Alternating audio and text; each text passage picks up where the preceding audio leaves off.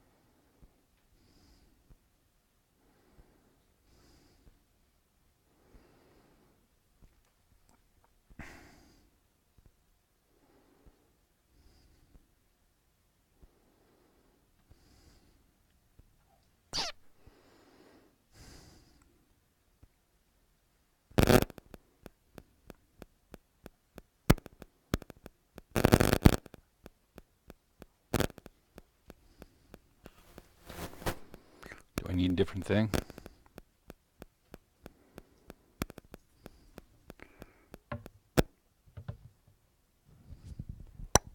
This one works. Good evening, everyone. Welcome to Kadampa Center. Welcome to the second session of Meditation 101 with Scott. Appreciate that most of you were here last week and a few new faces. We appreciate that equally. Realizing that there is no charge for any of our classes because the teachings are priceless, literally. We appreciate donations. That's how the center functions, but nothing is expected. Thank you very much for coming. Your presence is all that we could ask for. So, without any further delay, I'd like to introduce Scott, and most of you have been here, so enjoy the second session of Meditation 101. Thanks, Mike. Is this working? Nothing, I don't think.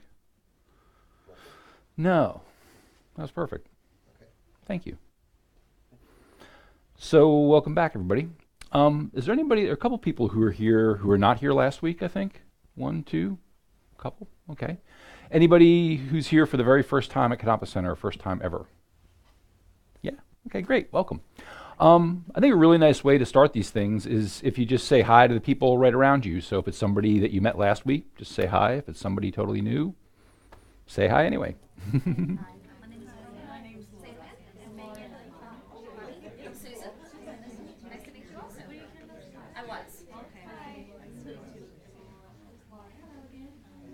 Hello, way over in the corner, I'm Susan.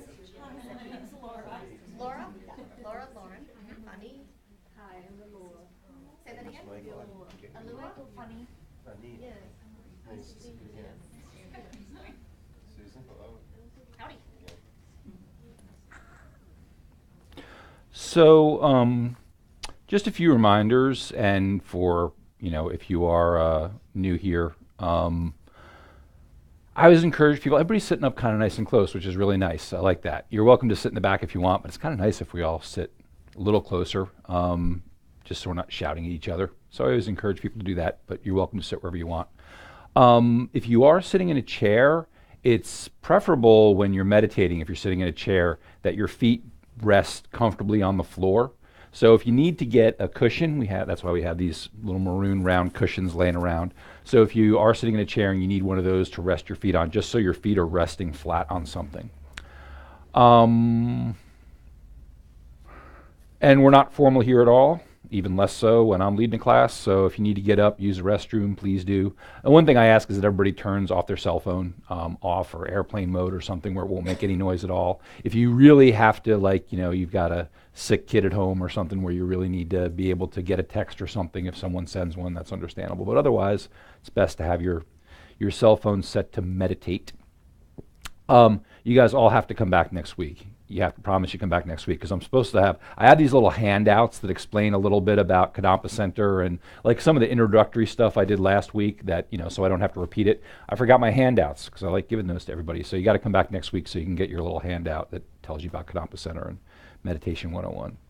But I will have those next week for anybody who wants one. So my name's Scott. I've been coming here to Kadampa Center for about 10 years. For the people who weren't here last week.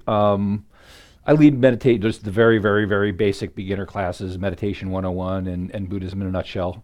When I'm not doing that, I'm usually cutting the grass, one of the people who does that. And most of what I know, I've been interested in meditation for a really long time, like even since I was in high school. Most of what I know about meditation I've learned here, a little bit from other different studies. But so yeah, that's about it. One thing as far as being not really formal and getting up and stuff, I really recommend you get up and move around a little bit. Hello, come on in. Oh, hi. I recommend that you get up and stretch a little bit. If we've been sitting for a while doing a meditation, we'll do some for like 10 minutes or so, maybe 15 minutes to stretch. And you'll see me usually afterwards get up and wander around a little bit. So I encourage everybody to do that, keep some blood flowing. You definitely don't have to sit in place for the whole hour and a half that we're going to be here. And let's see. I think that's about it as far as the introductory stuff. What it's really nice to do in the beginning is just do a really brief meditation. So if you're here for the first time, totally new to meditation, that's fine. This is really simple. Just follow along as best as you can. Just get in a comfortable seated position. If you're sitting in a chair, that's fine. Like I said, it's better to have your feet resting flat, both feet flat on the floor. If you're sitting on a cushion, then whatever position is comfortable on the cushion. You can have your hands resting in your lap or on your knees, whatever you prefer. Does anybody remember from last week, what is the most important thing when you're meditating as far as how you're sitting? I said one thing is really important. Yes. Yeah, straight back, straight spine, right? So just as long as you're sitting up straight. If you're sitting in a chair, try to sit up straight so that you're not like slouching back against the back of the chair. Sitting in a cushion, that's one of the reasons why we use the cushion. It raises your butt up a little higher than your lower legs and your knees and your feet. And it's a little more comfortable that way, but also it helps you keep your back straight. So wherever you're sitting, that's why we have the cushions around. Feel free to grab one or two or however many you need to be comfortable. So just to start, we're going to do the counting the breaths meditation, which we did last time. And if you weren't here last time, it's pretty simple. Just follow along. So, just sitting comfortably, focus your attention on your breathing.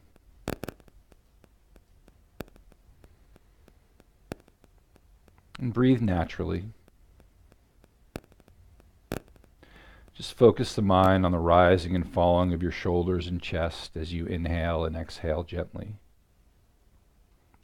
And allow your mind to settle and become calm and present, and ready to engage in meditation.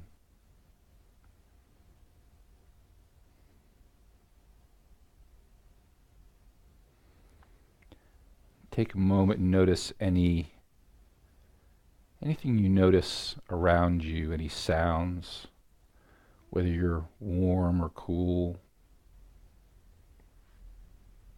You might hear some sounds outside or some sounds here in the room. Just notice them. Just notice that they're there.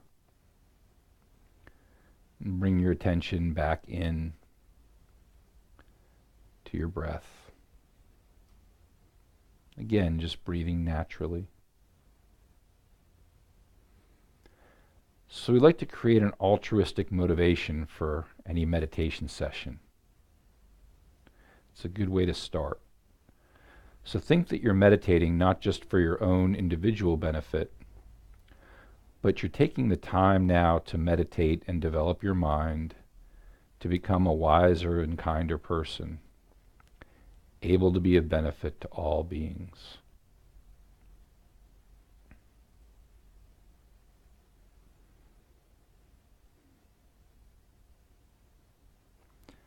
Bring your attention to the opening of your nostrils.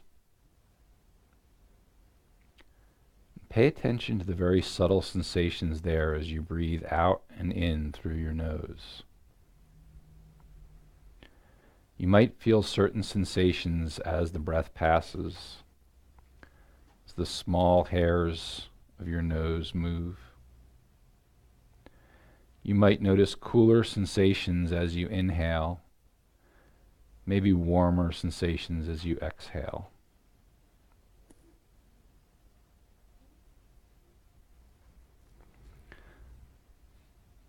Don't follow the air out into the body or out into the surrounding environment. Just rest your attention on the sensations associated with the breath right at the opening of your nostrils. Your job is to keep your attention placed firmly on those sensations only.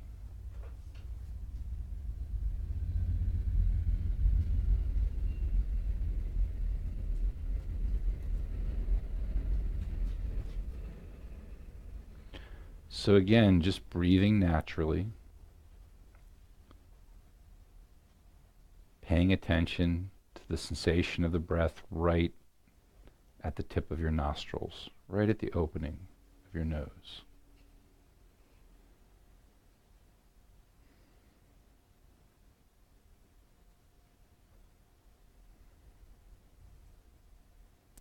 And as you exhale and then inhale, mentally count each exhalation and then inhalation together as one. So exhale, inhale, mentally count one. As you exhale and inhale, mentally count two. And count from 1 to 10, just concentrating on those sensations at the tip of your nose. When you reach 10, begin again at 1.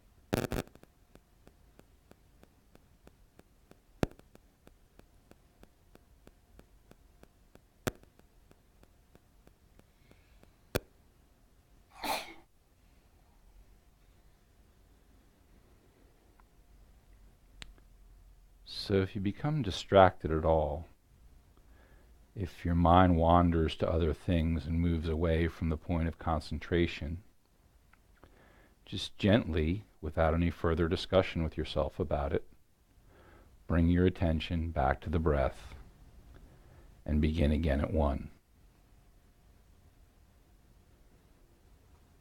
Even if you never get past 2, it's not a problem. The point is to train your mind to focus on one point only. And this kind of concentration can take some practice to attain.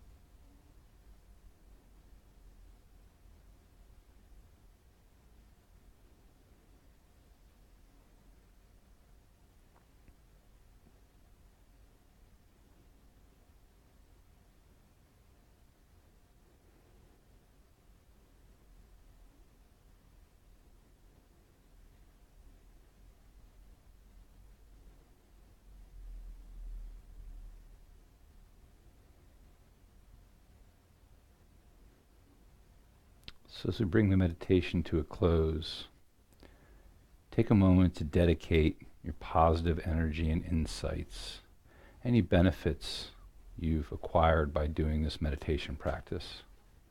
Dedicate those to the well-being and happiness of all living beings.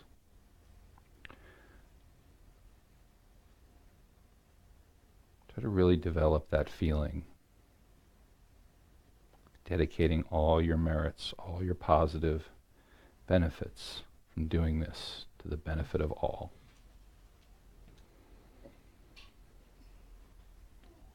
And when you're ready, bring your attention back into the room.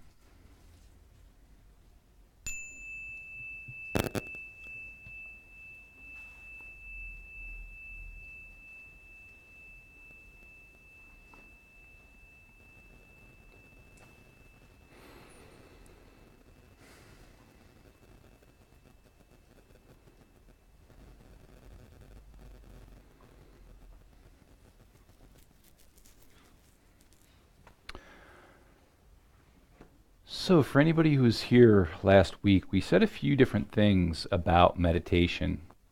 It's kind of an introduction to what it is and what it's all about and why we do it. Does anybody remember anything particular that we discussed? Any of the facts about meditation, the information about meditation that we discussed? Anything jump into your mind? Yeah. Means familiarize. Yeah, the Tibetan word for meditation is gom, which means familiarization, which seems a little weird to some people because, if you have different ideas about meditation, what it is and what it's for, and then we say, oh yeah, the word in Tibetan is familiarization. Seems kind of strange. But does anybody remember what we're becoming more familiar with? Yes? Be aware. We're trying to be aware. Aware of what? Be aware of what moment, anything, Mm-hmm. The moment. thing. Yeah, the moment, what's going on right now. Yeah. Okay. Trying to become more familiar and more aware of our own mind, right? That's part of it. Trying to be more aware of our own mind. And particularly the purpose of meditation, at least from this tradition, is to become more familiar with virtuous states of mind. I think I briefly mentioned what we consider, in this tradition, a virtuous state of mind. Does anybody remember what that is? It's kind of a definition. So virtuous states of mind are states of mind that lead to happiness. So things like, compassion, love, generosity, patience, those are all viewed as things that lead to happiness, to your happiness and the happiness of others. Non-virtuous states of mind are things like kind of the opposites: anger, jealousy, impatience, things that lead to suffering, either ours or other people's suffering. So we're trying to become more familiar with virtuous states of mind and reduce the negative states of mind that we experience. So that's one of the goals in this tradition, this type of meditation. Does anyone remember I said how long meditation has been around that we know of? How long people have been practicing meditation? Does anybody remember that? Yeah. 4,000 years. About 4,000 years, yeah. So the Shakyamuni Buddha, who started, Buddhism, this particular philosophy and tradition, he lived 2,500 years ago in India, and he was teaching meditation in India back then. And what he taught was based on earlier Indian traditions that have been around for a couple thousand years. So, it's been around for a while. It's been taught many different ways and by many different teachers for different reasons. So there are a lot of different types of meditations and styles of meditations. So, what you hear, if you've practiced in other places, what you hear here may be different from what you've heard in other places, and that's okay. We're just here to present information about meditation as it's practiced specifically in Tibetan Buddhism. Our teacher, resident teacher here, Geshe Gelik, I mentioned him last week. He's a resident, he's a Buddhist monk. He went into the monastery when he was like 7 years old, and he's around my age, he's in his 40s. So he's been studying meditation for a really long time. And a couple of things he always says that are really important when you consider like how we're presenting this class. One of the things he always says is, I didn't make this up last night. What I'm saying here has been said many times, has been taught and tested and found to produce good results. So, and he's very serious about that. You know, as a geshe is an academic title that they give in the Buddhist monasteries in Tibetan, specifically in the Gelugpa Tibetan Buddhist monasteries, and it means he's a scholar. He's an expert in the study and the texts that have been written on Buddhist philosophy and particularly on meditation. So what he tries to teach us is strictly based on what he's learned and passing on those and not trying to embellish too much on his own. He does a little bit, but I'm not as good at it as he is, so I'm probably going to embellish more than I should. I'll try to keep my opinions to myself, but they'll slip in there. But I'm going to do the best I can to just share information about Buddhist meditation that I've learned here. Another thing that he says is this is for the sake of information. He always says that, like, we could be sitting in a class that's intended for like really serious students of Buddhism, and he's sitting up there and there are maybe 15 people in here and we've all been studying here for years, and we're all really serious students, and he'd say this is just for the sake of information. And what he means by that is he's not trying to convince anybody that they should be a Buddhist. That's not his business, right? Not my business. It's totally up to you. So what we're trying to do here, I'm trying to do the same thing. I'm sharing this for the sake of information, just to share the information with you that's been taught and studied about meditation in this tradition. And then it's up to you to decide what you want to do with it. I encourage you to try it out. I encourage you to, I'm going to give you homework and encourage you to go home and try this stuff. But, really, it's up to you. Interesting thing about meditation is, again, it's been studied, for thousands of years, mainly in different Indian spiritual traditions, Asian spiritual traditions, but it's also for about the past 50 years been extensively studied in the West by modern scientists, neuroscientists, psychologists, medical doctors. There's a huge amount of research. So when I'm in my real job, I teach test prep. I teach the law school prep courses for the law school admission test. And I'm a little bit stricter about it with my students. I tell them all, you need to go do this. You need to go home and practice these, 10-minute concentrate. I do the same thing, the counting the breaths one, just like we did. I teach my students that. I tell them to go do it because there's a lot of really interesting research, modern scientific research showing the benefits of meditation, just the same little 10-minute practice we just did.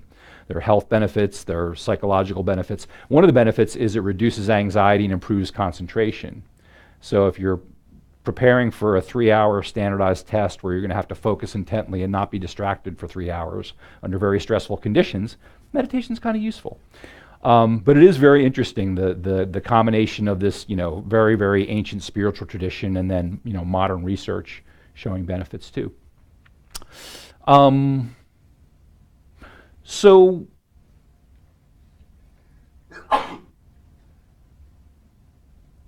one of the things I said at the end of class last time was that we were gonna, I was gonna ask you to practice the meditations that we did. Up here on the board, you can see there's a website, kadampa-center.org, Meditation 101.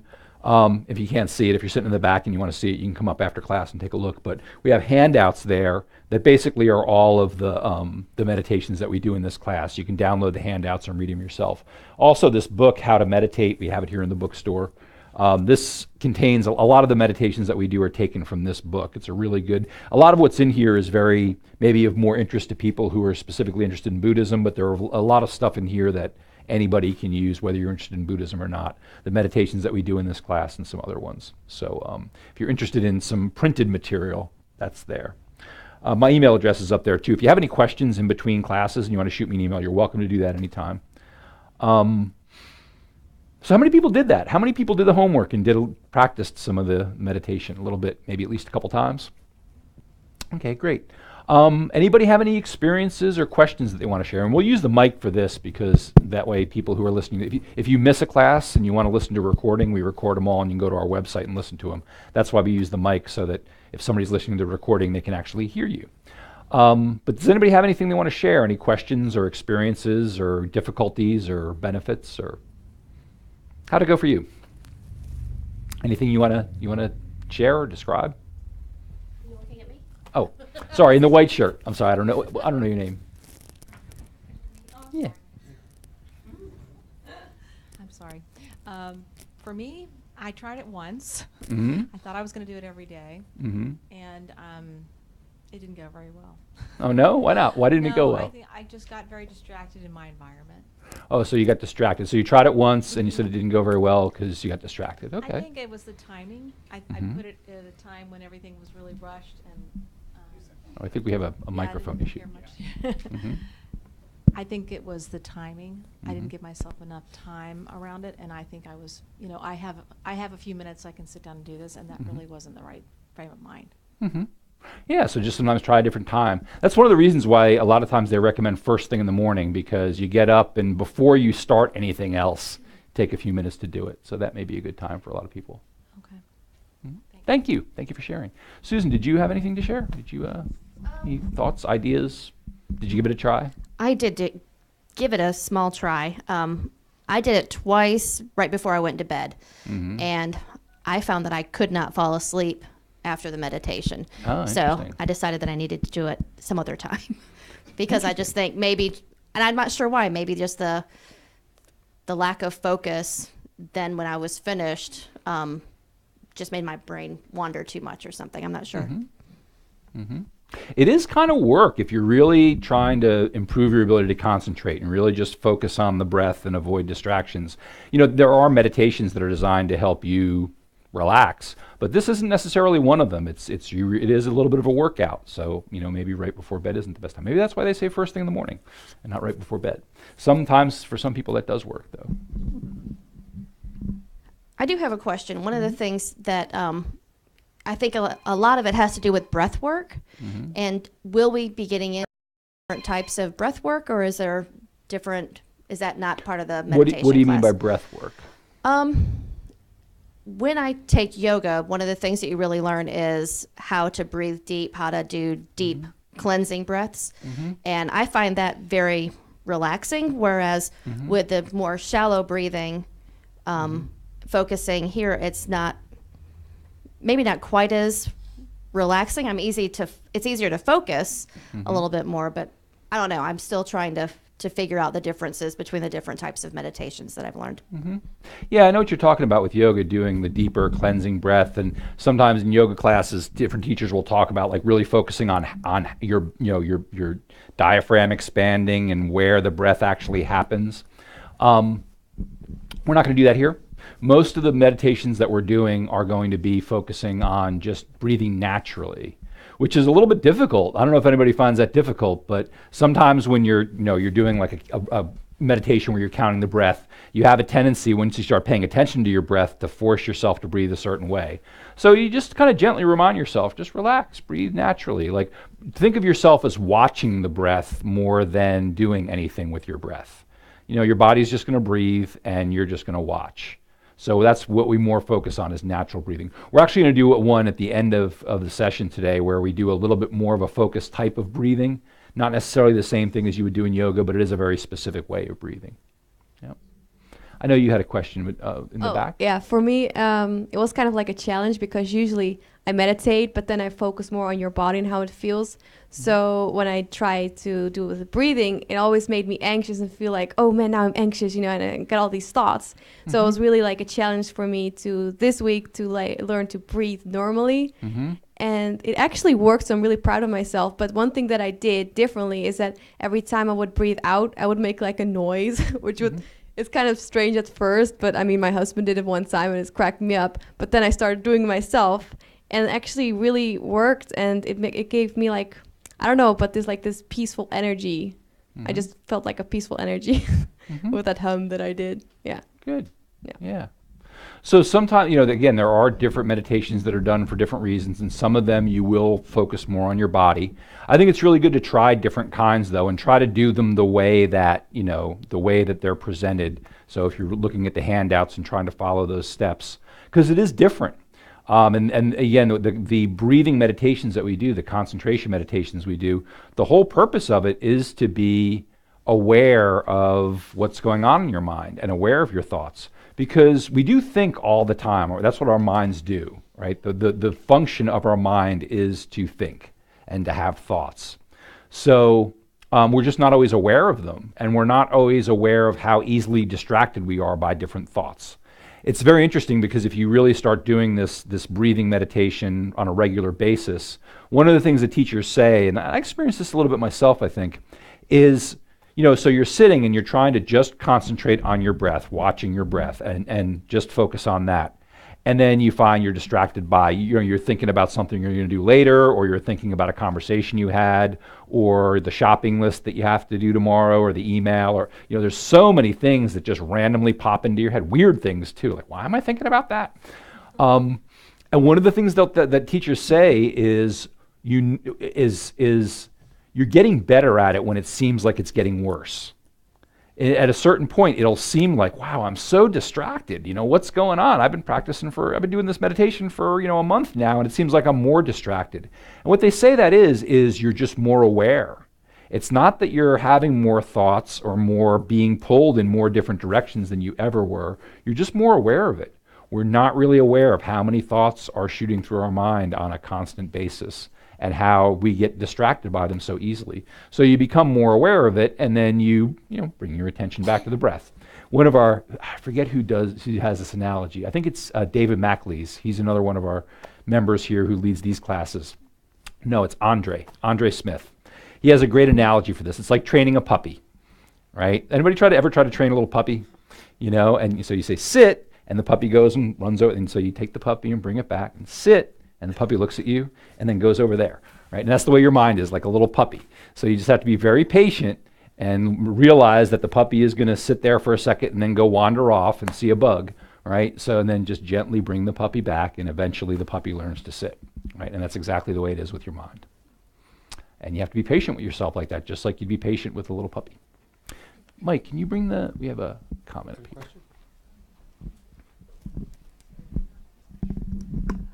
What do you think about the difference between an individual practice and a group practice? Like, I took advantage of coming here Saturday because for me it feels very supportive to be in a room with other people. Me too. One of the reasons I like leading this class is because I think, I really need to be better about meditating every day if I'm telling other people to do it. So yeah, it is helpful. It's very helpful. I mean, eventually you want to get to the point where you're just doing it on your own, whether you're meditating with a group or not. But yeah, it's definitely very helpful. It's definitely very helpful, I think. Yeah. Did you have a question or a comment? I think you raised your hand a minute ago. Yeah. I just want to share with you all that meditation is very helpful, and I would like you to have a knowledge about that, because I've been doing for a couple of, I don't know how many years, but it makes me happier, more, I can do things better, tireless, you name it, it's just getting better every time. So that's what I want to share. And about the breath, so when you count your breath, when you breathe, 1, 2, 3. So but if you feel your body tight somewhere, your shoulder or your back or something, and you breathe in deep, and you breathe out, you focus that point. So to relax you. So you can sit long as you want, and, by the time. So that's I want to share with you. Thank you. Thank you very much. Then that is you might find that useful. We'll probably mention that somewhere along the way, but if you do feel like you're sitting and you feel anything tense or uncomfortable, if you focus on breathing like into that spot, that can help relax a little bit. So you might find that useful. Thank you. Okay, so we're going to take a moment now, or a few moments, and talk about the Buddhist view of the mind. And it's important because that's really what this is all about. Not just Buddhism, but this particular practice of meditation that comes from this tradition. So what is the mind? Let's get a definition first. Let's make sure we know what it is. What is the mind? What is mind? Yes? Do you want to, let's use the microphone, because I'm sure if anybody's listening to the recording, they might find this interesting. In scientific terms, the mind would be the brain, specifically where your thoughts come from, the cerebrum. Okay. So in scientific terms, it's the brain. Okay. Anybody else have any definitions?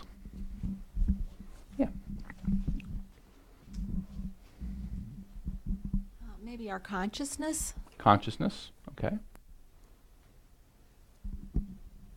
Yeah, anything else? Do you have another? Mike?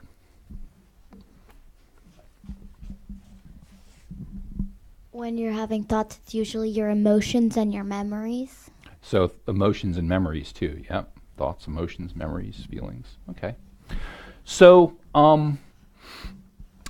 if we talk strictly, so the scientific view of I'm very interested in the scientific view of the mind. I think it's very fascinating. I think if you were to ask, most people, like, what's the mind, like, where is the mind, what is the mind? People would say your brain, right? We even say that, right? We say, use your brain, right? When you're encouraging somebody to think. Come on, use your brain. And I think most of us think that of the mind and the brain is the same thing in the West. Maybe somebody who's studied, if you've studied like science a little more, biology, neuroscience, maybe read some articles or something, you know that there are certain chemical and electrical activities that go on in your brain, and the common view is that's what your thoughts are, right? That's what causes your thoughts. And your feelings and emotions, dopamine, all that stuff that goes on in there. So it's very interesting, though, if you start asking like neuroscientists, psychologists, medical doctors, you start asking them about consciousness and the mind and the brain, you'd probably get a few different responses. So you'd probably talk to some scientists who would say, well, yeah, the brain, activity in the brain is what causes our mind, or causes our thoughts. And other people would say, well, it's, because there's certainly some evidence that would support that. Other people would say it's not really that clear. There's a lot of debate about this and a lot of disagreement about it. It's so, if you were to say, like, how far away is the sun or how far away is the moon, right? We could measure that. And an astrophysicist could explain exactly the experiment that was done to tell that and the calculations and everything, and it's all pretty cut and dried. And even something like, talking about the body, like your heart causes your blood to circulate. I mean, that's pretty certain that that's what's happening, right? We have very, very certain about certain things. But the idea that the mind, that your brain causes your thoughts, is a little more open to debate. We don't really have that clear connection, like, how far away is the moon, or does your heart cause your blood to circulate? It's very interesting, the debate that's going on and the different ideas about it, because it's really not that cut and dried. There's certainly a connection. I think any scientist would tell you there's a connection between the mind and the brain. There's some connection there between activity in the brain and our thoughts. They can measure it when you're thinking a certain thing. We see little areas of your brain light up. But there's a difference between correlation and causation. So two things happening at the same time doesn't mean that one causes the other. That's a lot more higher standard of proof. And they really haven't proven that yet, that the brain causes our thoughts. So if you go to the Buddhist view of the mind, if you were to ask a Buddhist monk, he would say, well, the mind and the brain are two different things. The brain is a physical organ. It's the gray thing inside your head. Mind is non-physical. So our actual thoughts, thinking, an emotion, or, I see the color red. That's an interesting debate. Like, so I'm looking at that flag up there and I see it's red. But does my impression of red mean the same as yours? Are we really experiencing the same thing when we say that's red? So, this is where things start to get interesting. And a Buddhist monk would say, well, the mind and the brain are two separate things. The brain is a physical organ. The mind, what we experience as, mind and consciousness are kind of synonymous in Buddhist philosophy. So mind is non-physical, and mind is separate from the brain. There's definitely a connection. They're definitely related, no doubt, just like any scientist would tell you. But they're not exactly the same thing. Yes? Did you?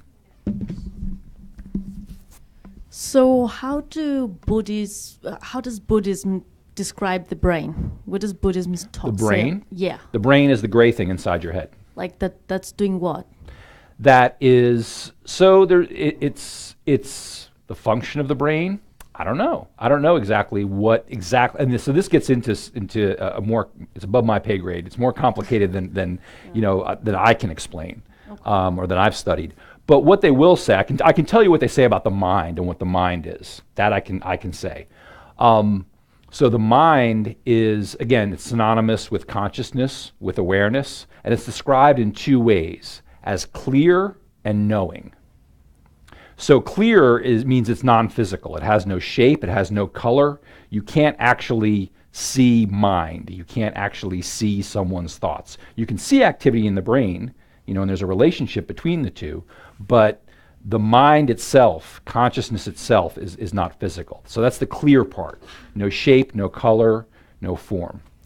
Knowing, when they say it's clear and knowing, the function of mind is to know, is to cognize, to be aware. So that's its function, that's what it does. So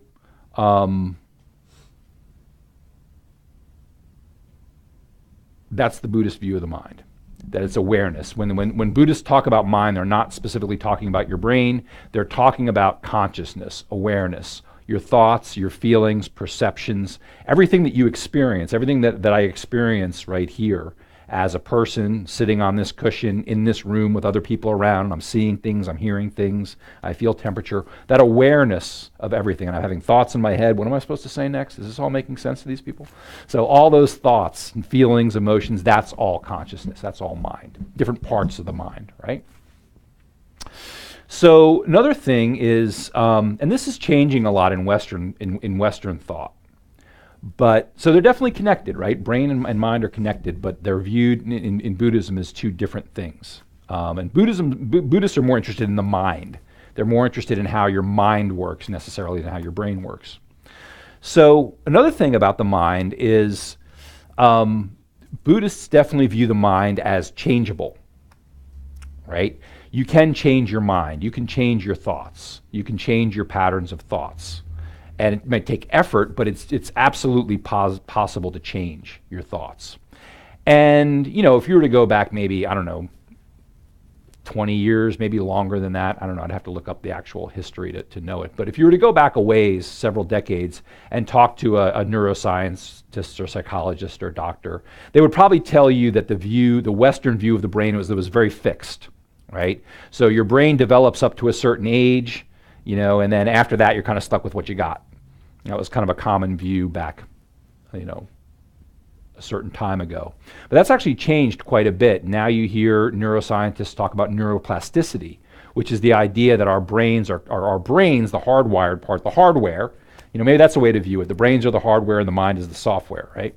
So our brains are actually very changeable, right? And they do change throughout our entire lives. And the things we think of as thoughts aren't really concentrated in one specific part of our brain, but distributed a lot more than they used to think. So it's interesting in that way that the Western view and the Buddhist view are kind of coming together a little bit, that the mind is changeable. We have the ability to change it. And we can, with conscious effort, change our patterns of thought and behavior. So, we also have an interesting tendency, to think of our thoughts as the mind, as us. Our thoughts, what we think is our mind and kind of defines us, right? But in the Buddhist view, thoughts are separate from the mind. Thoughts and the mind are actually, there's the mind and then there are the thoughts in the mind. So making this analogy would be that it's like the mind is the ocean. And our thoughts, our feelings, our emotions are like waves on the ocean. So, a wave is, if you're watching the ocean, you see these waves rise and they're there for a while and then they dissipate. So they're there in the ocean, but they're not actually the ocean. The waves themselves aren't actually the ocean, right? So another good analogy is they say the mind is like a clear lake. So imagine if you've ever been somewhere and seen, like, first thing in the morning, a perfectly still, crystal clear lake, perfectly reflecting lake, or like up in the mountains, perfectly reflecting lake. So you see reflections of clouds on the lake, you see reflections of the trees and maybe a mountain, you can kind of imagine that. So those reflections there, they're on the lake, but they're not part of the lake. They're separate from the lake. And those reflections may come, you imagine a cloud passing over the lake, and you have this reflection that arises on the lake, and it's there for a while, and then it goes away. So that's very much the way that the Buddhist view of the mind and thoughts. The mind is like the lake, and our thoughts are like reflections on that lake that just kind of pass by. They come, they're there for a while, and then they go. So it's a nice, the upshot of all this is that we're not stuck with our thoughts. we do tend to think of our ways of thinking, certain ways of thinking, as being very fixed. I am this way, I am that way. And the Buddhist view is that we really have a lot more ability to change this. They're really habits, and you can change habits. So a lot of what we're working on in meditation is ability to recognize that and kind of view our thoughts that way as impermanent, as kind of temporary phenomena, things that just kind of come and are there for a while and then go, but not as fixed or as part of us as we often think they are. So there's any questions about that? Questions, comments, thoughts about that? Yeah. Can we get a...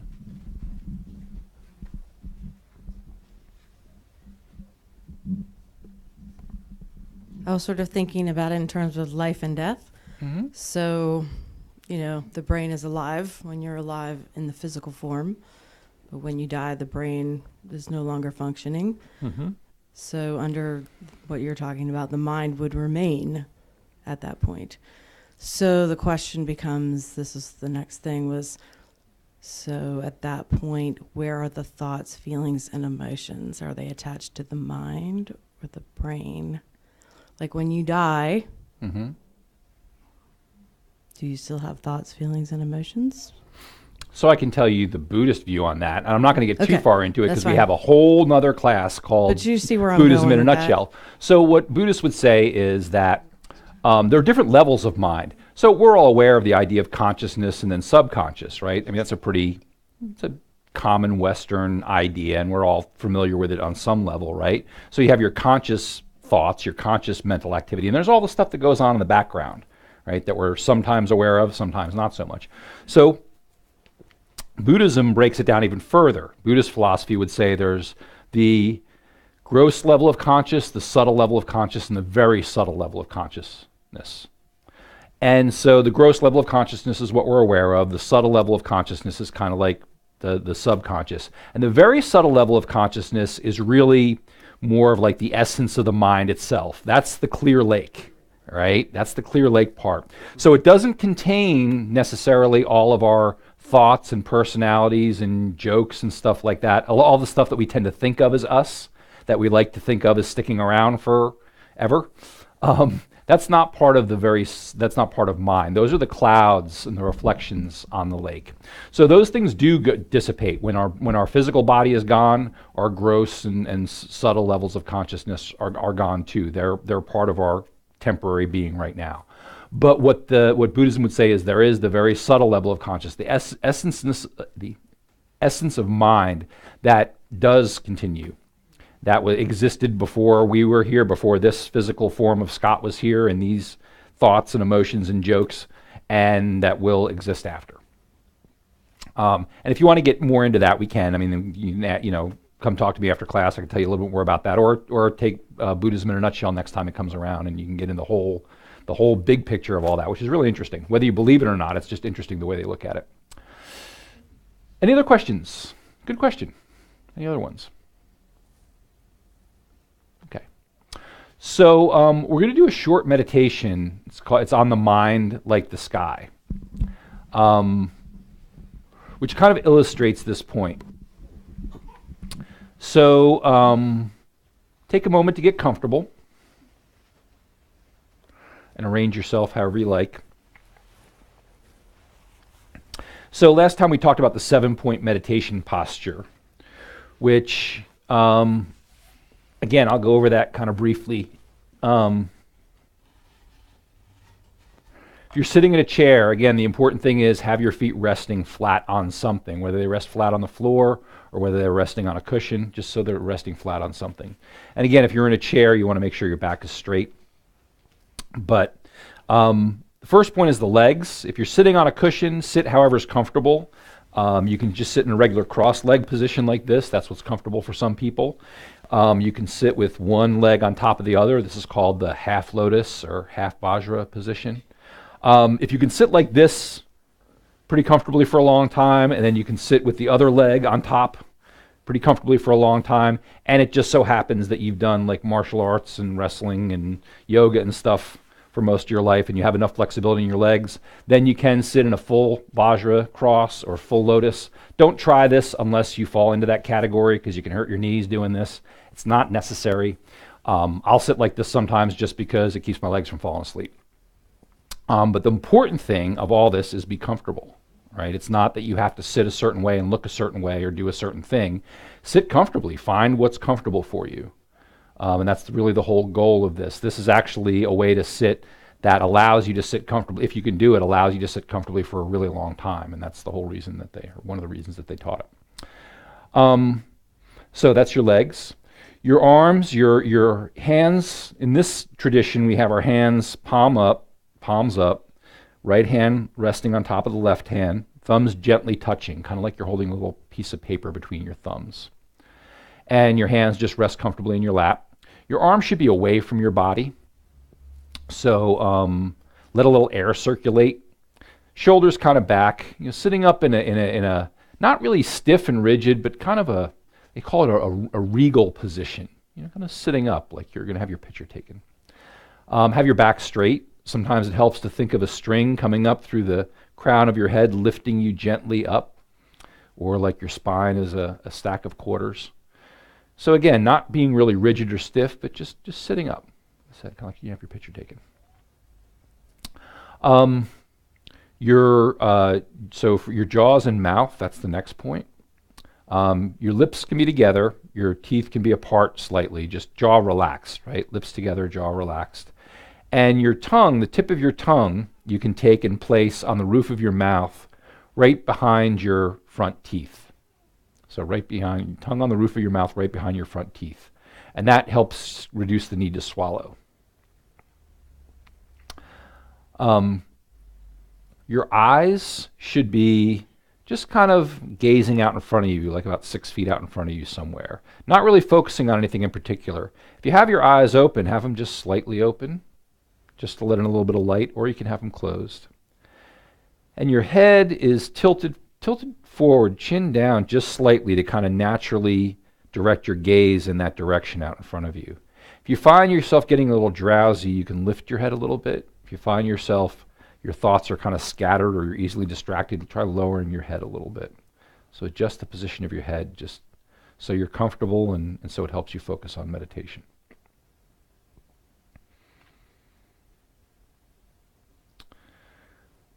So in our ordinary perceptions, our thoughts and feelings seem to be all there is to our mind.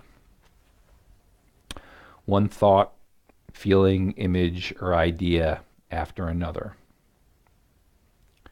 All these mental contents seem to fill up our minds completely, as if our minds are small, finite containers. But this is an illusion, a misperception on our parts. Our minds are vast and infinite, clear and spacious. Our minds have no boundaries, no limits.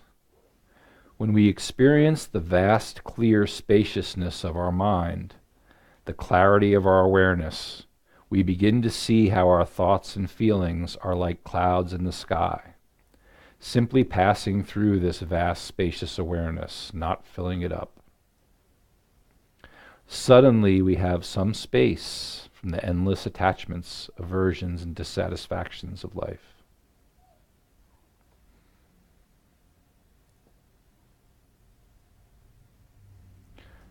So focus your attention on your breathing and breathe naturally.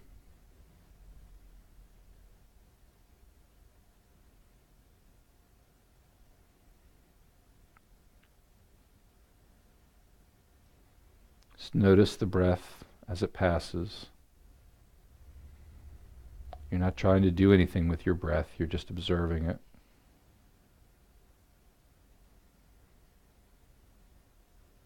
It's not always the same. Sometimes you breathe a little deeper, sometimes a little shallower.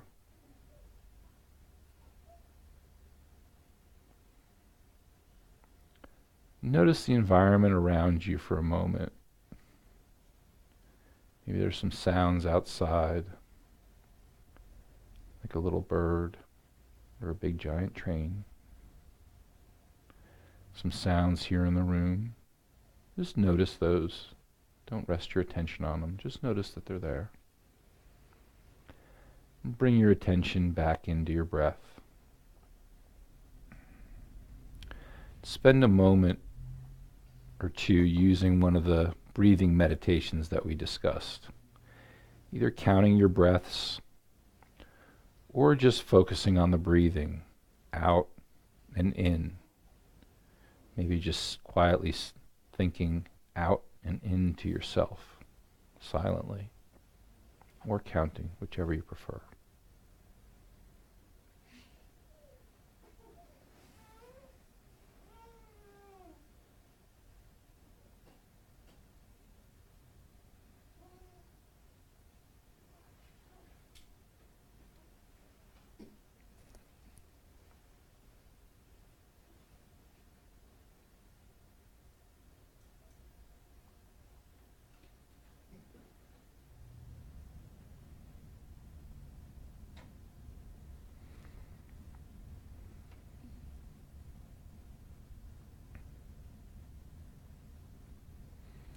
Allow your mind to settle into a state of deeper focus and concentration, ready to engage in meditation.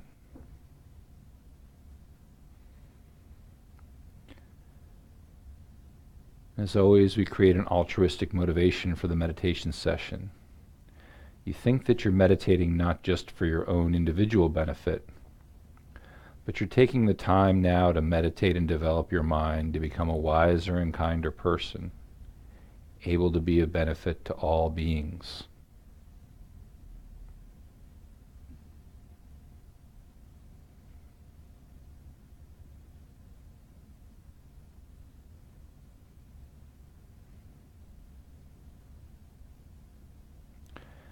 So for a moment, we're going to practice the bare attention exercise. Just breathing out and then in, observing the breath as it passes, right at the tip of your nose. Not counting, just observing each breath. Out and then in, observing each breath as it passes.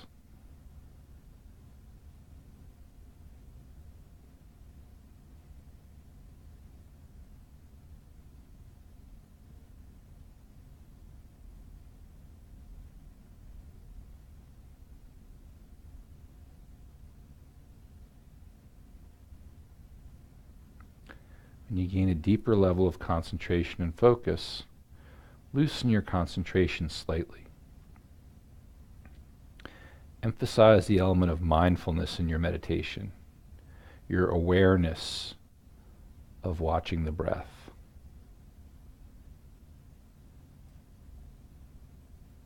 Allow your mind to be attentive and observant of whatever comes to notice, regardless of what it is.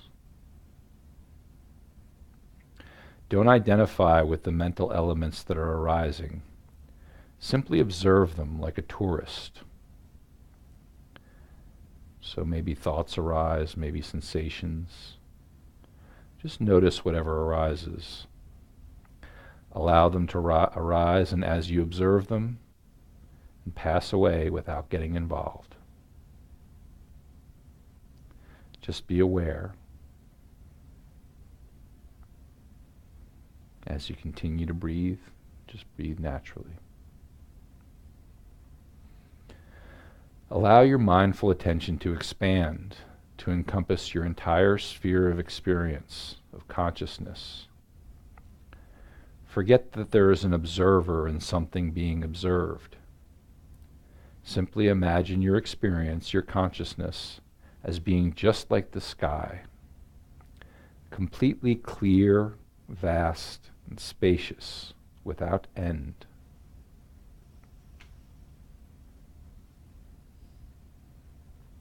Concentrate on this experience. Identify with this experience, clarity, spaciousness, and awareness.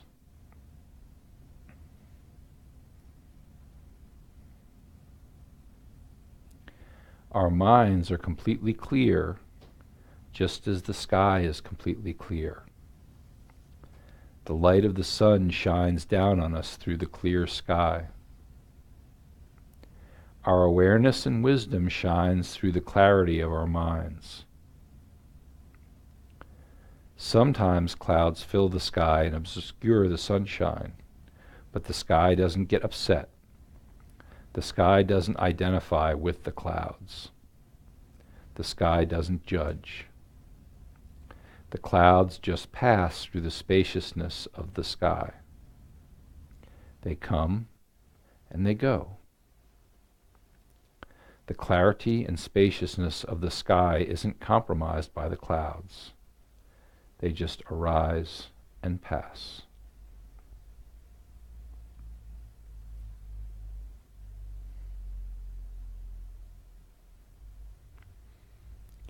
Our minds are clear and aware, spacious like the sky. When a thought or an emotion, an idea or an image, or a sensation arises in your mind, just observe it. Let it arise and let it pass.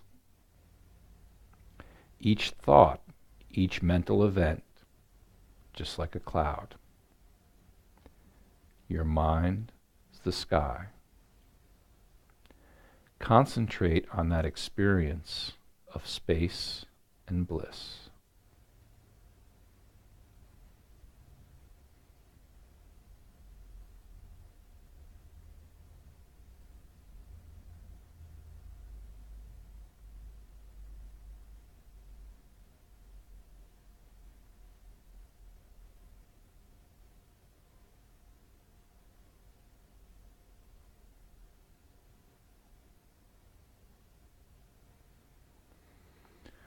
Whenever we identify with and are carried away uncontrollably by a thought or a feeling, we lose any awareness of the spacious clarity of our mind, of the vast, clear, and knowing nature of the mind within which each thought or feeling occurs.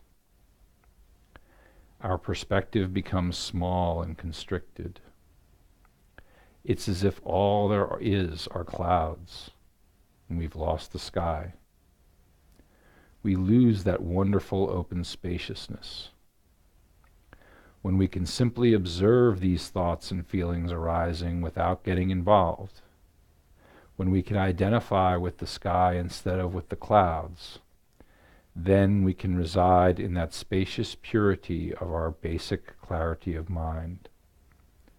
Calm, clear, peaceful, open spaciousness, without agitation, without delusions, without anxiety and distress, without dissatisfaction and attachments and aversions.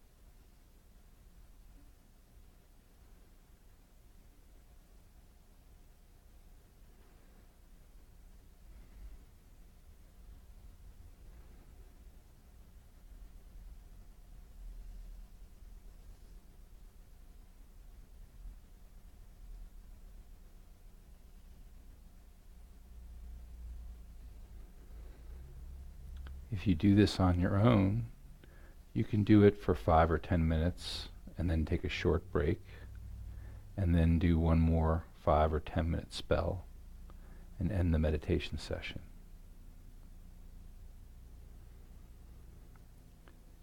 So as we end this session, we'll dedicate all the positive energy you've created through the practice of mindful meditation. We'll dedicate that energy to becoming a better and better person who is more at peace in life and who can bring more peace and well-being to others in every moment of every day.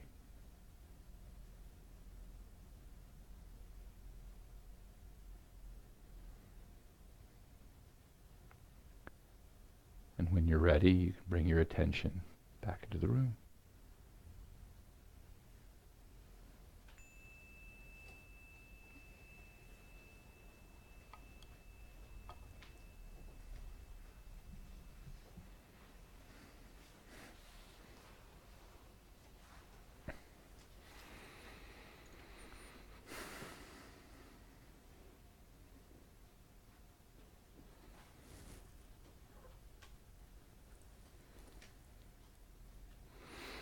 So what did you think of that? Anyone have any thoughts they want to share? Anything difficult about it?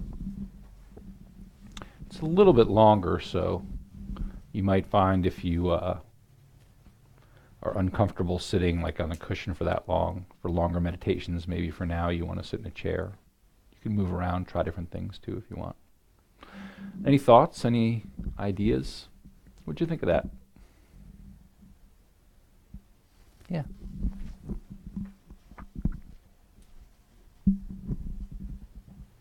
I kept feeling myself leaning forward, bring that? like further and further. Oh yeah? And so I kept having like waves of having to focus on not like my body. And then I realized I'm focusing on just my body and then coming back to what you were talking, you know, what you're saying. Mm-hmm. And so, yeah, I'm guessing maybe that gets better, but It right does, now it's yeah. just waves of, yeah. Mhm. That's one of the challenges in meditation is if you do start feeling very relaxed and then you kind of just, it's easy to start dozing off. It's not sleeping, it's just not being aware of the position Mm-hmm. and then focusing back on your position and then having to get back in your mind. And Mm-hmm. Yeah, they call it a sinking mind because it isn't really sleeping, but it's just, you know, you're kind of getting very heavy. So if you find yourself doing that, you might find it helpful to open your eyes a little bit more if your eyes are closed, or, like I said, lift your head up a little bit. Those two things can help a little bit. You can try that.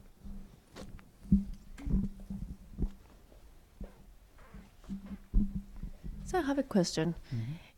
Is it okay, like when I'm trying to like think of, you know, when you do the guiding, it really helps me when I visualize it. Like I can visualize my, being in space kind of Mm-hmm. thing.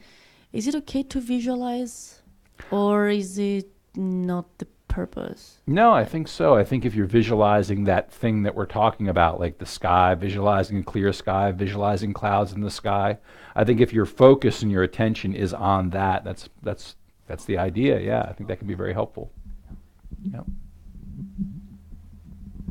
Can you elaborate a little bit on the sleeping mind? Because I had a part of this meditation I felt really great about it because I felt like my breathing was getting very shallow and I was really kind of in a zone where I didn't hear anything outside of me. Mm-hmm. But I did start going forward a little bit. I thought, am I going to sleep? You know, or Mm-hmm. what's happening? I wasn't asleep, but you know, it was very. Yeah, I mean there are two. So there's the state of concentration where you're very aware of the thing, whatever it is that you're trying to concentrate on, whether it's your breath or whether we're doing a guided meditation like this.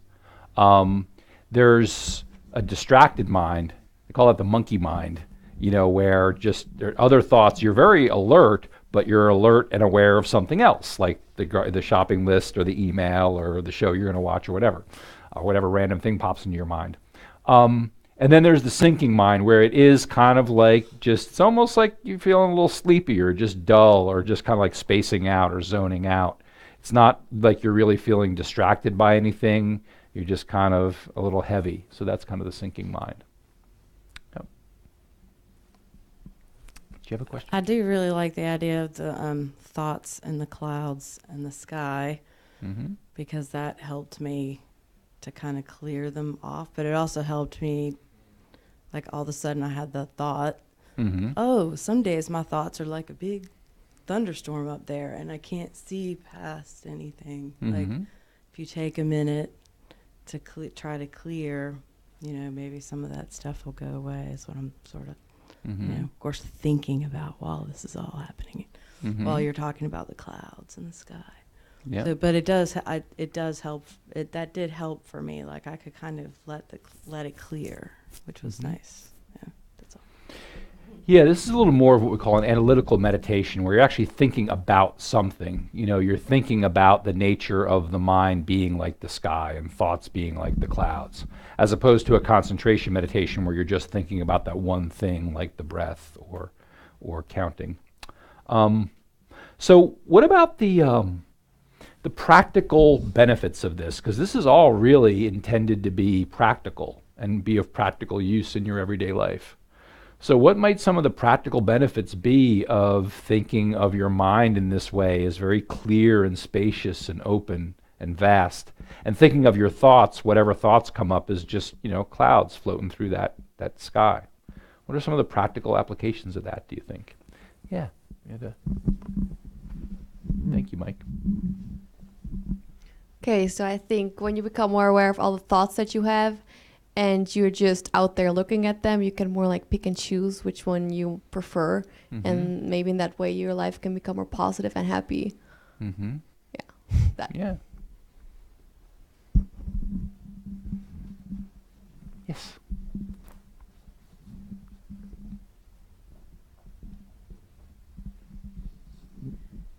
For me, it's able to disconnect the thoughts from who you are.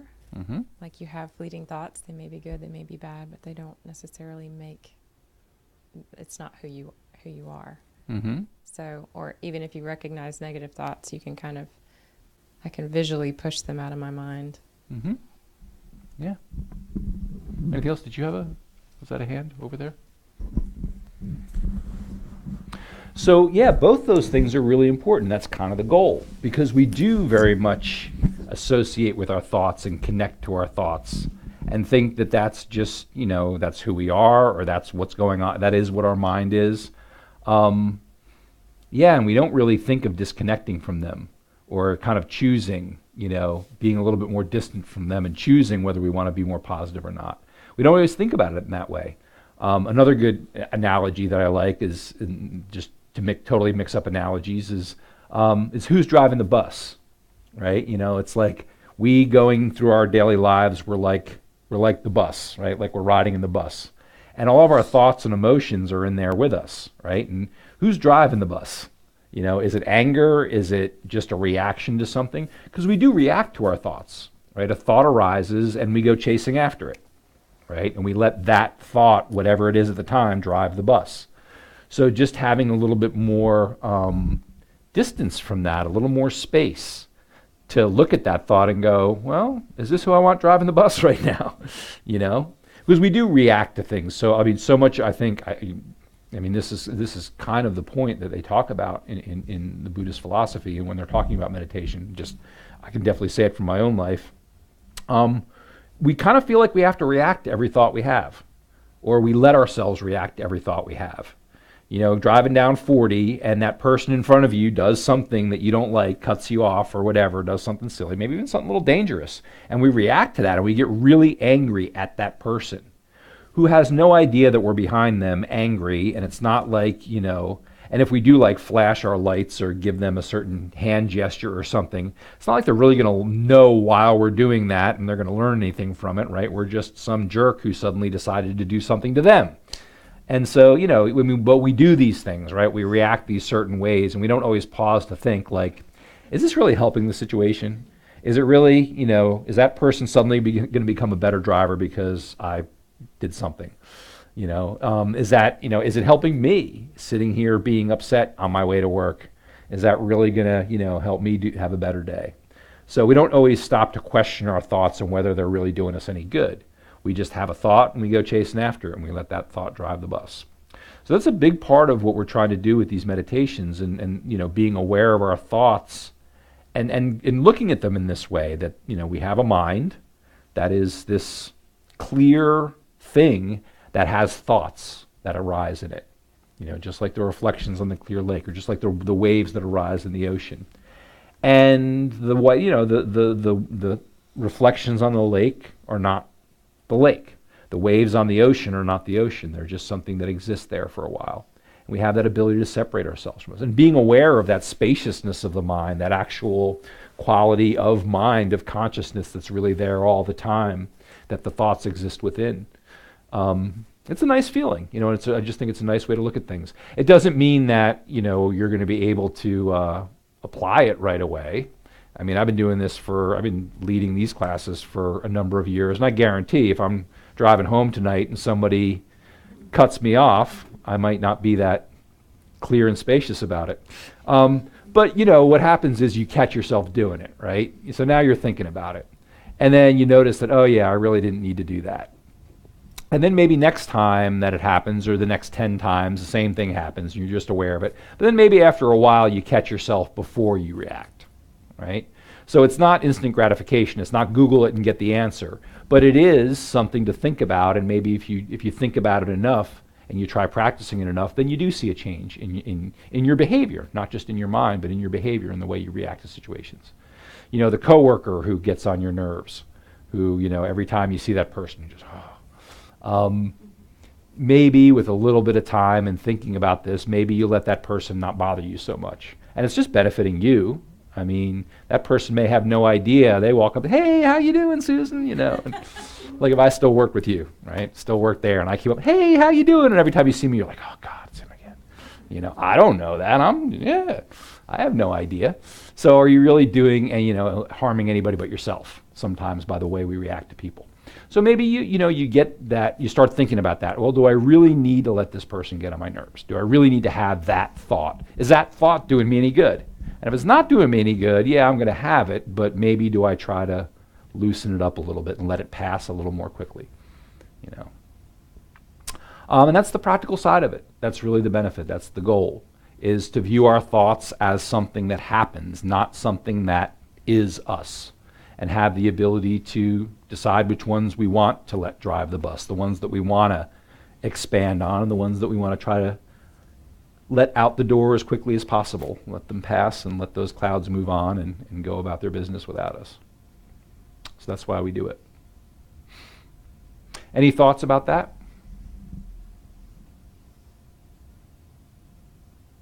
And it's not easy when you're meditating. It takes practice, right? It is really practice to be able to sit here on the cushion and recognize, oh, I'm having a thought, and let it pass. But the reason you practice it here when you're meditating is because it's easier to do it here than it is out in the real world, with the crazy coworker or the person cutting you off or whatever it is. It's easier to do it here on the meditation cushion than it is out there. So we practice here. We do the hard work here, and then we do the harder work out there.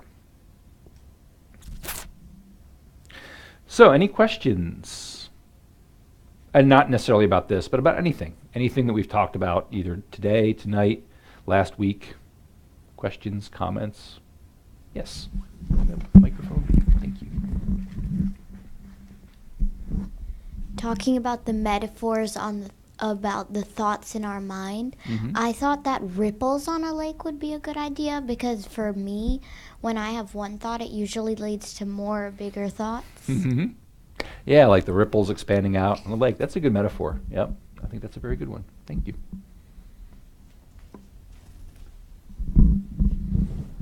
Any other thoughts or questions? Okay. Well, we're going to do another brief meditation, and this is one that sometimes the interesting thing about trying different meditations is there's one that you really like for whatever reason that really seems to work well for you, and this is one that I learned that seemed to really help me, and so this is one that I do a lot. It's called 9-round breathing, Tibetan 9-round breathing. And it is, as far as I know, this specifically, this variation of it or this specific technique comes from the Tibetan tradition. In Tibetan, it's Longrul Gutuksel. Longrul Gutuksel. So it's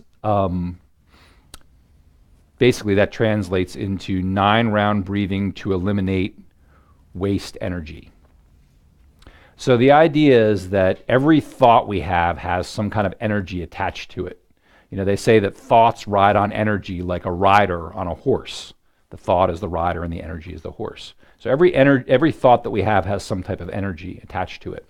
And I've heard this explained, Geshe Gelik, our teachers, explain this a couple different ways. One is that negative thoughts, negative energy. So if you're familiar with like traditional Asian medicine, like acupuncture, they talk about energy channels in the body, the way that energy flows through the body. And so the idea is that like negative thoughts, non-virtuous thoughts can actually, like that negative energy kind of clogs up our channels and causes stress or physical discomfort. The other way I've heard him explain it is that because our attention is so scattered, because we're having so many different thoughts, one after the other, going in different directions, that so many different energies happening one after the other, that also kind of clogs up these channels. So that's waste. That's the waste energy, the scattered attention, or the negative, non-virtuous thoughts we have. That's the waste energy. And so the purpose of this meditation is to eliminate that waste energy, and it leads to physical well-being and mental well-being. So to do this meditation, this one, it's very important to have your back straight, because the idea is that you want to have the energy channels in your body straight. And if the energy channel thing seems a little weird to you, or it's not something that you're really sure about, then just think of this as a good meditation to reduce stress, to eliminate stress. So,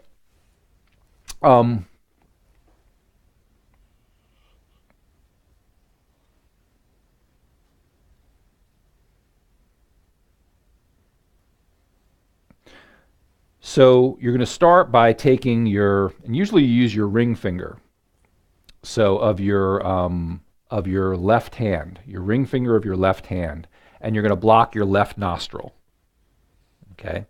And you're going to breathe in, and then you're going to take the same finger and block the right nostril and breathe out. Okay, so I'll do it once just to show you. So I'm going to take my ring finger of my left hand, block my left nostril, and breathe in, nice deep breath. This is one of those where you do a little bit more deeper breathing.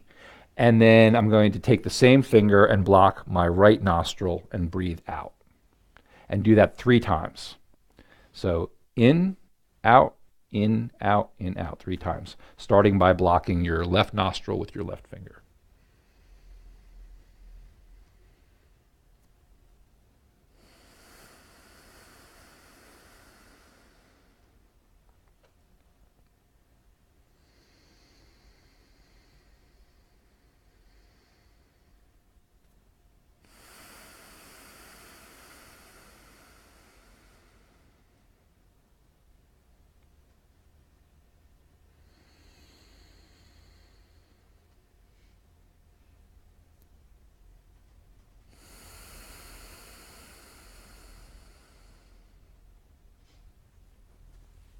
So that's the first 3.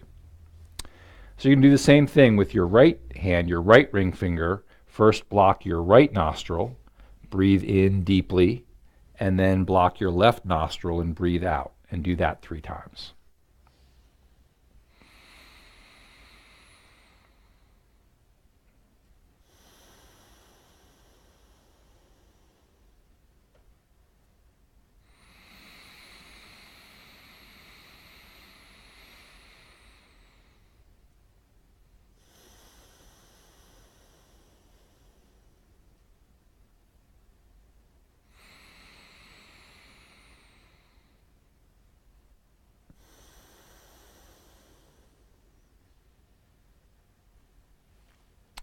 So that's the second set of 3, second 3 rounds, 4, 5, 6.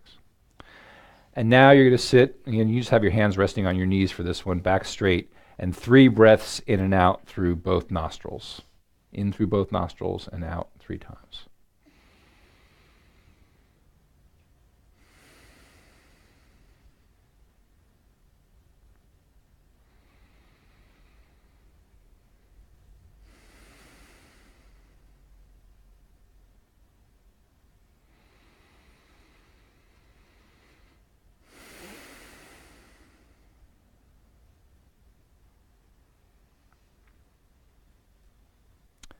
And that's it.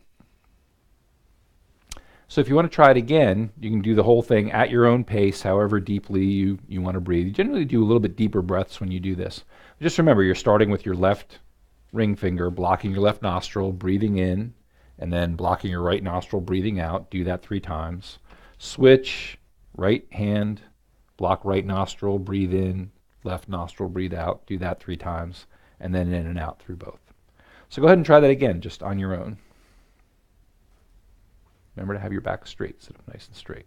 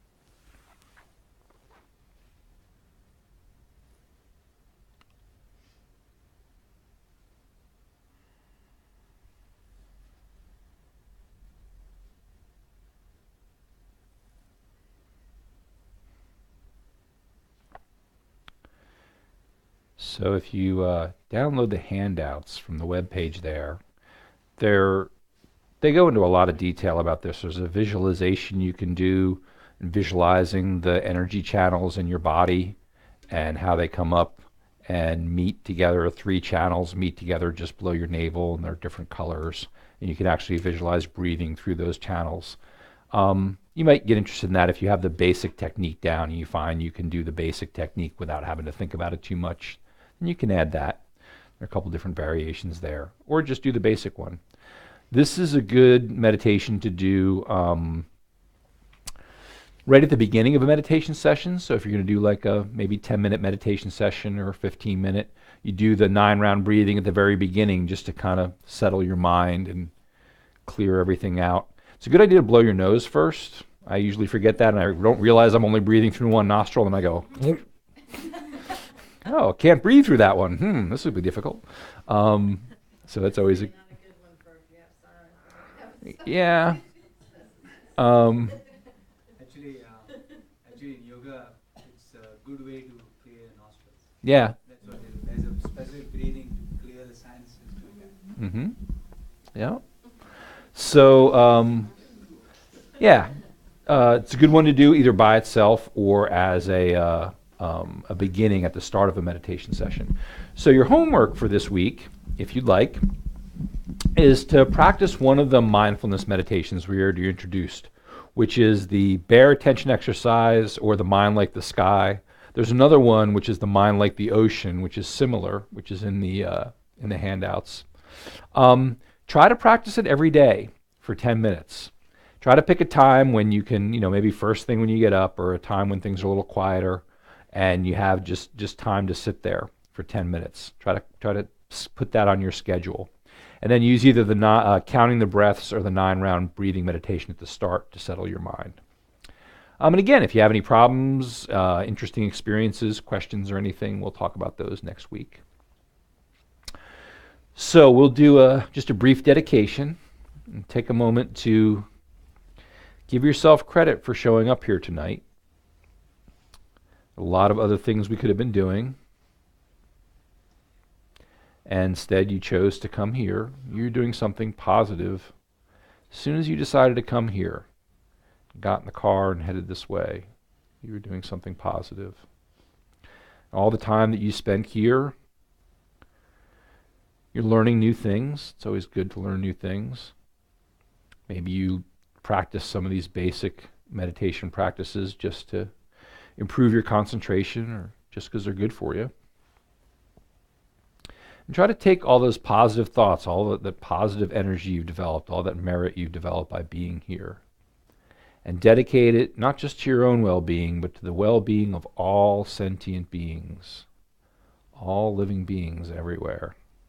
Imagine you can expand out all that positive energy that you've created and share it and dedicate it to the well-being of all living beings. And just rest with that thought for a moment.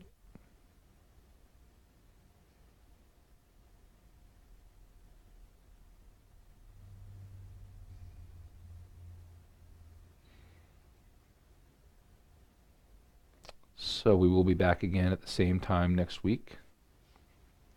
And I do have one quick commercial before you leave. As we mentioned last week, so most of the people who run this place are volunteers. I'm a volunteer. Mike's a volunteer. Chris in the back is a volunteer. Fonnie volunteers in the gift shop, right, sometimes. So I think we have like one person or two people who get paid here. So we do have stuff like the electric and stuff, the mortgage that we have to pay for. So everything that we do here is offered for free, a voluntary donation basis, which means you don't have to donate anything. But if you do feel like making a donation to help us continue bringing these classes to whoever wants to take them, we have donation boxes outside. We have you can donate on our website through your phone or whatever when you get home if you want. If you are interested in volunteering, we have a lot of great volunteer opportunities here, so we can tell you about that too if you're interested in meeting some fun people and helping us keep this place going. And again, totally optional. We like to make this totally optional, totally voluntary, so that's totally up to you. I hope everybody comes back next week. Hope to see you all here next week. And we do have the sessions recorded, so if you can't make it next week, you can always go to our website and listen to the recording. Check out the handouts on the website if you haven't downloaded those yet. And like I said, if you have any questions during the week, you're more than welcome to shoot me an email, and I try to reply as soon as I can.